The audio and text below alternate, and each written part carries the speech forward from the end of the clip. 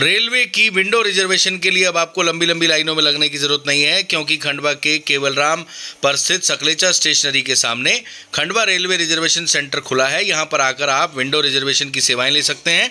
अधिक जानकारी के लिए दिए गए नंबर पर संपर्क कर सकते हैं और मौके पर जाकर दुकान पर जाकर टिकट भी बनवा सकते हैं।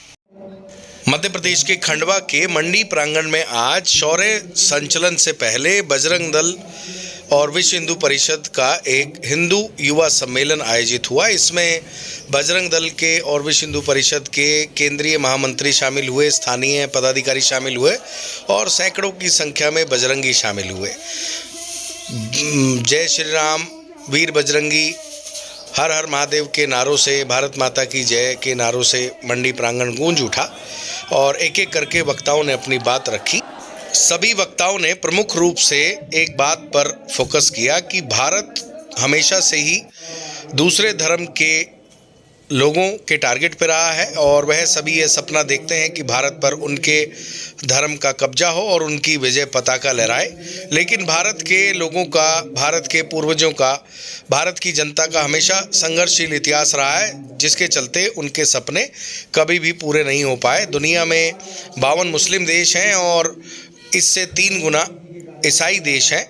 भारत हिंदू बाहुल्य देश है और यहाँ पर अकेले भारत में 100 करोड़ हिंदू रहते हैं और बजरंग दल विश्व हिंदू परिषद इस समय 25 से अधिक देशों में काम कर रहा है और हिंदुत्व का झंडा पूरी दुनिया में बुलंद करने का प्रयास कर रहा है।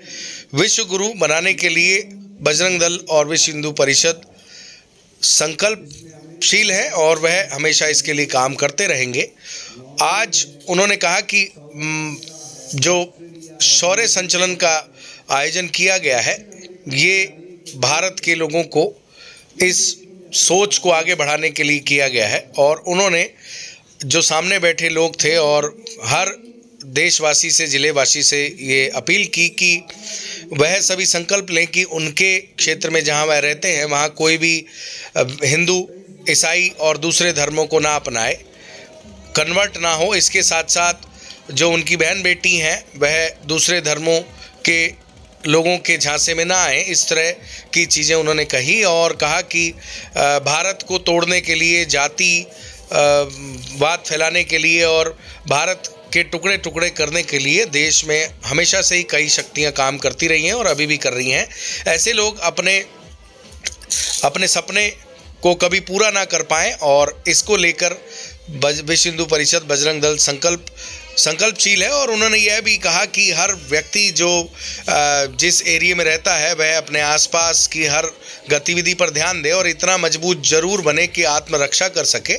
और बजरंग दल विश्व हिंदू परिषद जो आत्मरक्षा की बात कह रहा है कि कोई ना कोई युद्ध की एक विधा जानने की बात कह रहा है, वह सकारात्मक सोच के साथ कह रहा है, नकारात्मक सोच के लिए नहीं कि हम कहीं हमला नहीं करने वाले, हम किसी देश पर हमला नहीं करेंगे। इस तरह की सोच लेकर हम ये बात नहीं कह रहे हैं। हम जो सोच लेकर बात कह रहे हैं वह सकारात्मक रूप में है कि अगर कोई हमला करता है तो कम से कम अपना बचाव कर पाएँ। और ऐसा इतिहास भी रहा है कि बहुत सारे लोगों की ये सोच है कि वह दूसरे लोगों पर हमला करते हैं।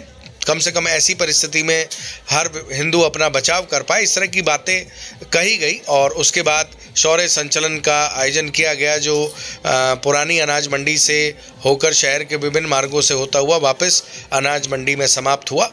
और इस शौर्य संचलन में भी सैकड़ों की संख्या में युवा शामिल हुए। आज के इस कार्यक्रम में देखा गया कि ज़्यादातर युवा भगवा झंडा लिए हुए रोड पर निकलते हुए दिखाई दिए।